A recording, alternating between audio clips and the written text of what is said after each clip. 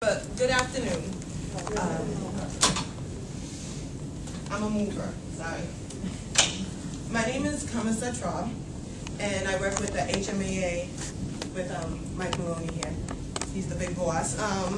So this morning I'm happy to share with you some of my experiences I've had over the past 2+ years as a direct support staff at HMEA Plainfield employment site, and how I've come to really enjoy what I do. I'm also looking forward to sharing the testimonies of a few of my coworkers in order to give you an idea of their background and the circumstances they face each and every day. Lastly, I want to provoke you to join the Caring Force initiative and make it a caring force that's in progress to bettering the lives of those in the human service industry. So a little bit about my story. I graduated in 2010 from Rhode Island College. Because of the economy, there was no work. I actually am from Cranston, Rhode Island, so there was no work in Rhode Island. I commuted and applied to HMEA, and they took me with open arms. No, I'm just kidding. But they took me in. I really had no experience in it, but they trained me, and I took the job with honestly saying, this is going to be the job until I can get something in my field. 2 years later, I'm still here. Not in my field, but still, I'm here not because it's what I thought I was going to be doing. It's because I started to enjoy what I do. So what happened was, each and every day I came into work, and I would look at the guys, and they would come and tell me stories. Those who work with individuals, they always have a story to tell. So they started sharing their stories about their family, or the accomplishments that they made, or celebrating with me. And they came forward, they came excited to come to work every day to tell me a little bit of something they accomplished. Whatever it was, Special Olympics, getting a new boyfriend, a new girlfriend, Valentine's Day. Everybody's happy when they get the little roses and candies. But because of that, their lives started to entwine with mine. And I had to wrangle with the emotion of, do I really want to move on, or is this a place that I'm supposed to be? Everybody gets that moment, your aha moment, when you're like, maybe this is a place I'm supposed to be. So with that, I stopped putting in application for other jobs because I really started to enjoy it. But on the other hand, I wasn't making enough to even pay my student loans. Me and my husband, I had just gotten married the same year, ended up moving back in with my mother. So I'm one of those forever college students living with my mom and my husband. Those are some of the realities I faced while commuting from Cranston, Rhode Island to almost Rentham. I'm sorry.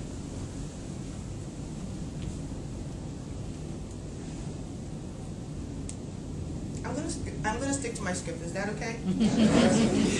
Though these were concerns, I still found myself spending less time putting in applications for higher paying positions and more time finding resources that would help my clients get through their day.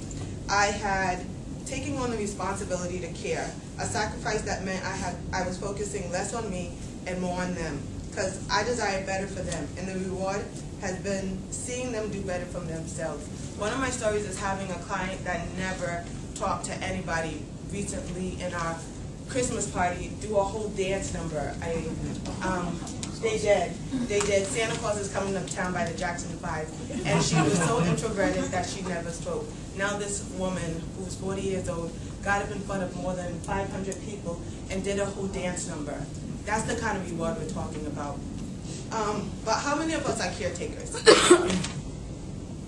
Not just as a job. When you think about it, all of us have been, whether it's for a parent, a friend, or even a child. It is in our nature for us to care for the people around us. The people make up our family, our friends, and community. We have an innate desire to care because we are human, but with caring comes sacrifice. Our selfish need must dissolve when our concern is obligated not to ourselves, but to the ones we care for. When you care about somebody, you really don't expect a reward or a compensation, but you do expect to be appreciated. Now, think about those who are employed in the human service industry, who care for those who really have no relation with. Over time, we as human service workers build relationships with individuals and their families that emotionally affect and compel us to become and remain a fundamental part of our client lives.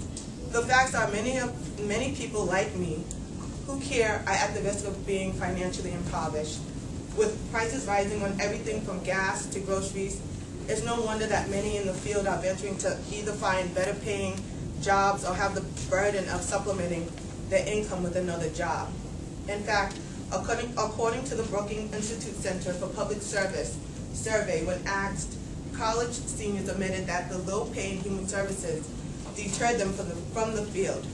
Many people who enter the human service sector don't do it for money. When we look at the facts, it is the numbers that tell the earnest truth about this line of work. The low wages, high turnover rate, lack of support, and poor advancement opportunities are just some of the reasons reported in the 2007 Recruiting and Retaining the Next Generation of Human Service Workers in Massachusetts that people opt not to work in this field. According to the report, direct service workers in human services earn nearly $15,000 less than the same workers in healthcare, and nearly $5,000 less than their counterparts in other industries. The report projected that human service industry in Massachusetts would rise from 98,000 to 135,000. And according to Sherry this morning, we've already surpassed that, meaning that workers are on the rise. The demand is there, but our paychecks are still stagnant. So why do we enter this field? Well, the testimony of my co-workers will let you know. I have a lady, elderly, she's not elderly, forgive me, Mary. She's not elderly, she's just aging well. But Mary takes care of her 9-year-old son. What Mary does for her vacation, she takes 2 weeks off, not to have time with her family, but she volunteers her time at Camp Elders. Anybody know the camp? It's a camp working with people with disabilities for the summertime. That is her vacation. Her vacation doesn't stop to care for herself, but to continue to care for the people who need it. After that, she doesn't take a break. She comes right back to work. When I ask Mary why she does it, she says, who else is going to do it? And it's true. Representative Linsky said there's not a lot of people who's willing to take this position. Another of my co-workers, Felix Green, lost his wife about 3 years ago, and she left with 2 children who are in high school. He has no idea how he's going to pay for their college education, but he knows he has to keep working. He says when he looks at the parents and the families, they say thank you. The guys say thank you. And if he doesn't do it, the same thing, who else is going to do it? The reward is seeing the little accomplishments in these people's lives each and every day. Felix is at the point now where he's really thinking about getting another job or leaving this job altogether for a better paying position. And one last story I have is Amy Johnson. She works at Hopedale. Amy Johnson is the greatest worker I know. I mean, she puts my work to shame. I'm like, Amy, you're going to have to slow down because you're making me look bad. She is just nonstop. Amy was diagnosed with breast cancer in 2011. Nobody knew that she had breast cancer until the morning that she went in for her mastectomy. After her mastectomy, she could only take out 3 weeks of work. Because she wanted to? No, because she had to. Within 3 weeks, she returned to work, working with the guys, because she didn't have anything saved up for a rainy day such as that. This year, me and Amy decided that we're going to walk with the Susan Komen Foundation on a 3-day walk. She's a survivor. Like many of us, we're surviving from paycheck to paycheck.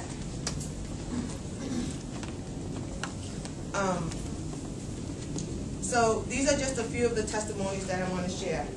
That those employed in the human service industry do what they do with compassion, diligence, and faithfulness. These workers hardly complain or wonder why they bear the societal responsibility to care. Not when they see the difference in the lives, families, and communities they serve. These employees are not looking to be rich or famous or even asking for handouts. Their reward is simply in the humanity to love their clients as they would like to be loved, thought of, and cared for. The least we can do is to be their best advocate, to be our own best advocate, by joining the caring force. It's best said by Leo Pascaglia, who wrote, and I quote, "Too often we underestimate the power of a touch, a smile, a kind word, a listening ear, an honest complaint, or the smallest act of caring, all of which have the potential to turn a life around. Joining the caring force would be the act of bettering the lives of my coworker, myself, and those we serve." And I just want to share with you my badge of caring. This morning I came in, Valentine's Day, and one of my guys came running up to me. And this is what he gave me, if everybody can read that. It says, "Hi." And it has a little smiley face on it. And inside, he cuts out a heart and says, "Core." That shows you how much I mean to him. And the heart's all nice and felt, and you can feel the love. But that's my badge. When I come in the morning and I'm dragging in and they run up to me, I mean, I got 3 more of these cards, but the fact that he took the time to do this at home because he thought about me and all of his staff means so much. That's what the caring force is about. So if you haven't done it, if you haven't thought that this is a movement doesn't stop with the leader, it starts with the followers. It's time for us to get up and start following the lead of people like Mike Maloney and that's your name. I know you're a leader. I know you're a leader. Thank you very much. Thank you.